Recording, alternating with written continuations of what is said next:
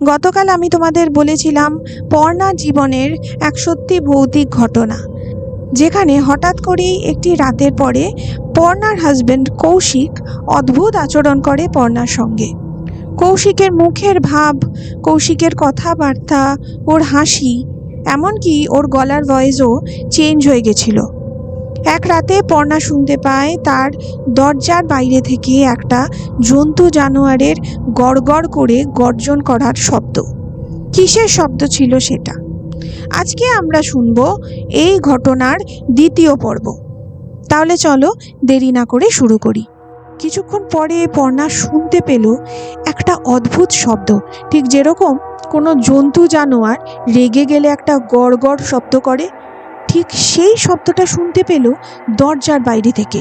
পর্ণার মনে হলো যে দরজার বাইরে যে আছে সে কোনোভাবেই একটা মানুষ হতে পারে না, কারণ একটা মানুষের গলা দিয়ে এই রকম জন্তু জানোয়ারের মতো গলার আওয়াজ কোনোভাবেই বেরোতে পারে না।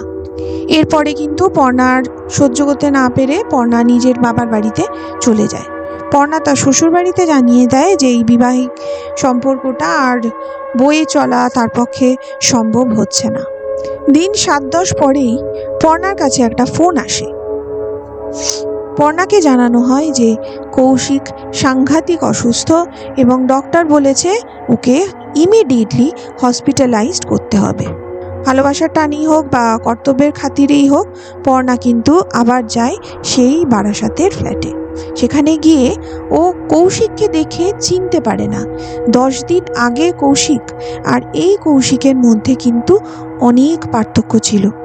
কৌশিককে দেখে মনে হচ্ছিল যে 15-20 দিন একটা মানুষ না খেলে তার যেরকম চেহারা হতে পারে ঠিক সেরকমই চেহারা হয়েছিল, আর তার সাথে একদম পেল হয়ে গেছিল তার গায়ের রং। যাই হোক, কৌশিককে হসপিটালাইজ করা হয় এবং কর্তব্যের খাতিরে যেহেতু কৌশিকের বাবা মার একজন সন্তান গত হয়েছে, সেই কারণে কর্তব্যের খাতিরেই পর্ণা কিন্তু তার শ্বশুর বাড়িতেই থেকে যায়। কৌশিক হসপিটাল থেকে ফেরার পরে কিন্তু ধীরে ধীরে সেরে উঠছিল। কৌশিকের সাথে পর্ণার স্বাভাবিকভাবে কথোপকথন হয় এবং সেখানে কিন্তু কৌশিক বারবার করে ক্ষমা চায়, যদিও কৌশিক তখনও বলে যে ও জানে না যে ও কি ভুল করেছে, কিন্তু তারপরও ও বারবার করে পর্ণাকে ফিরে আসতে বলে ওর কাছে এবং ক্ষমা চেয়ে নেয়। কিন্তু পর্ণা এটা কিছুতেই এখনো বুঝতে পারে না যে কৌশিক কি করে কিছু জানে না যে ও কি করেছে। কৌশিক যখন ধীরে ধীরে সুস্থ হয়ে উঠছিল তখন কিন্তু পর্ণা আবার কিছু অস্বাভাবিকত্ব লক্ষ্য করলো তার হাজবেন্ডের ব্যবহারে। কৌশিকের পর্ণার দিকে তাকানোর ধরন এবং তার সাথে কথা বলার ধরন ভীষণ অদ্ভুত লাগছিল। এর 1-2 দিন পরে একদিন সকালবেলা কৌশিক তখন হসপিটালে বেরিয়ে গেছে এবং সেই দিন কিন্তু কৌশিকের বাবা মাও তাদের বাড়িতে ছিল না কোনো কারণে। পর্ণা সেদিন একা, আর ছিল সেই কাজের মাসি। এই কাজের মাসি কিন্তু অনেক বছর ধরে কৌশিকদের বাড়িতে সাহায্যকারী হিসেবে কাজ করছিলেন। 1-2 কথা বলতে বলতে পর্ণা হঠাৎ করে জিজ্ঞেস করে তার গত হওয়া বড় ভাসুরের সম্পর্কে। প্রতিবারের মতো এবারও কিন্তু কাজের মাসি কথোপকথনটাকে এড়িয়ে যেতে চায়, কিন্তু এইবারে তো পর্ণা একা। পর্ণা যথেষ্ট বুদ্ধিমতী মেয়ে। পর্ণা অনেক ভালো করে কথা বলে এবং কিছু জিনিসের বিনিময়ে জানতে চায় যে আমাকে সমস্ত কিছু জানাও, যে এমন কি আছে যেটা আমি জানি না, এ বাড়িতে কি এমন ঘটেছিল বা ঘটছে যেটা আমি জানি না। তখন সেই কাজের মাসি পর্ণাকে জানায় যে কৌশিকের এক বড় ভাই ছিল, কিন্তু এই বড় ভাই ছোটবেলার থেকেই একটু অদ্ভুত ছিল, বলা যায় একটু মেন্টালি আনস্টেবল ছিল। শুধু তাই নয়, তার ছিল মহিলাদের প্রতি একটা সাংঘাতিক আকর্ষণ। কৌশিকদের বাড়িতে কিছু স্টুডেন্ট পড়তে আসতো। কৌশিকের বড়দা একটি মেয়ের সাথে অভব্য আচরণ করে। এরপরে সেই মেয়েটি বাড়িতে গিয়ে তার বাবা মাকে বলে এবং তার বাবা মা এসে অনেক ঝামেলা করে। খুব স্বাভাবিকভাবেই এই ব্যাপারটা কিন্তু পাড়াতে রটতে বেশি দিন সময় লাগেনি। এরপরেও কৌশিকদের বাড়িতে একজন নতুন রান্নার লোক জয়েন করে, কিন্তু তার সাথেও এই কৌশিকের বড়দা অশালীন আচরণ করে। কিন্তু এইবারে জিনিসটা মাত্রাতিরিক্ত হয়ে যায় এবং এটা নিয়ে এতটাই ঝামেলা হয় এবং কৌশিকের বাবা মা এতটাই বিতস্ত্রিত ছিল তাদের বড় ছেলেকে নিয়ে যে তারা ঠিক করেন যে তারা কৌশিককে নিয়ে ফ্ল্যাটে শিফট করবে এবং এই বাড়িতে থাকবে এই ছেলেটি।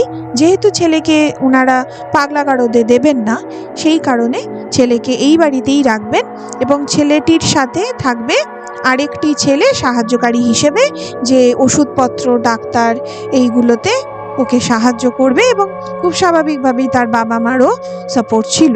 বাড়ির থেকেই 3 বেলা খাবার দাবার আসতো, কিন্তু এই বাড়িতেই থাকতো সেই বড় ছেলে।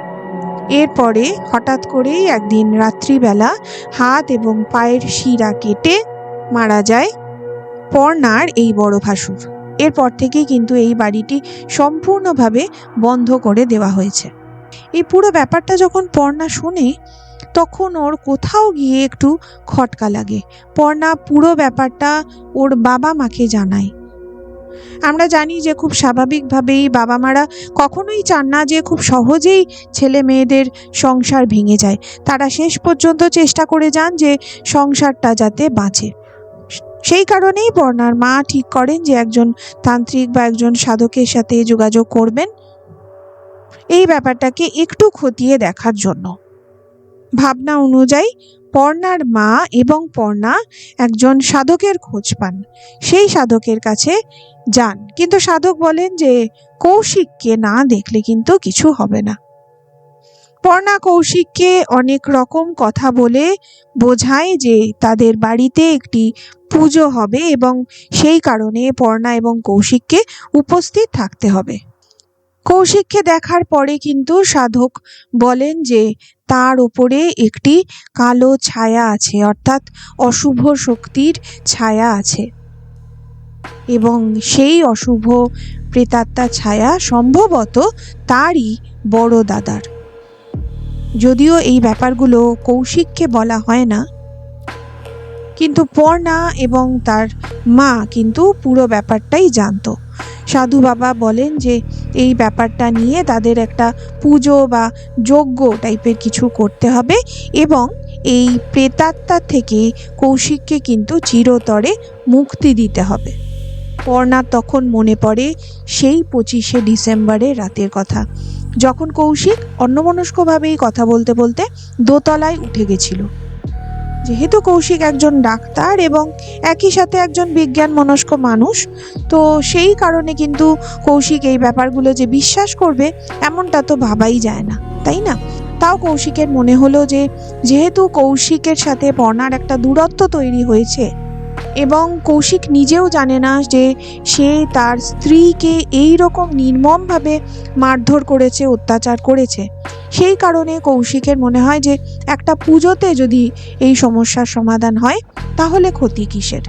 যাই হোক, নির্ধারিত দিনে পর্ণা, কৌশিক এবং সেই সাধক বসেন যজ্ঞতে বসার বেশ খানিকক্ষণ পরে কৌশিকের গলা দিয়ে একটা অদ্ভুত জন্তু রেগে গেলে যেমন গড়গড় শব্দ হয়, যেই শব্দটা পর্ণা সেই আগের দিন শুনেছিল সেই শব্দটা বেরোতে থাকে।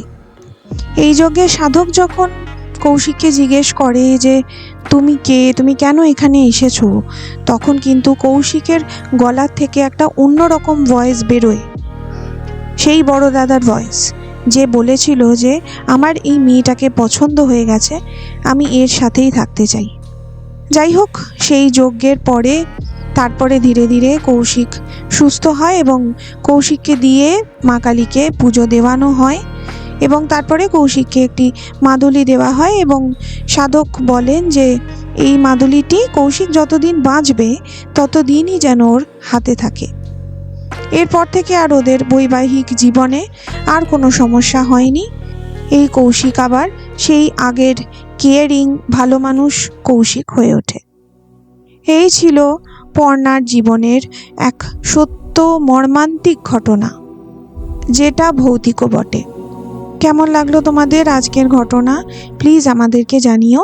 আর তোমরা যদি এরকম আরও ঘটনা শুনতে চাও তাহলে অবশ্যই এই মিস্ট্রি বক্স চ্যানেলকে সাবস্ক্রাইব করো। তোমরা যদি তোমাদের জীবনে ঘটে যাওয়া বা তোমাদের শোনা কোনো সত্যি ভৌতিক ঘটনা শেয়ার করতে চাও, তাহলেও সেটা শেয়ার করতে পারো আমাদের ইনবক্সে।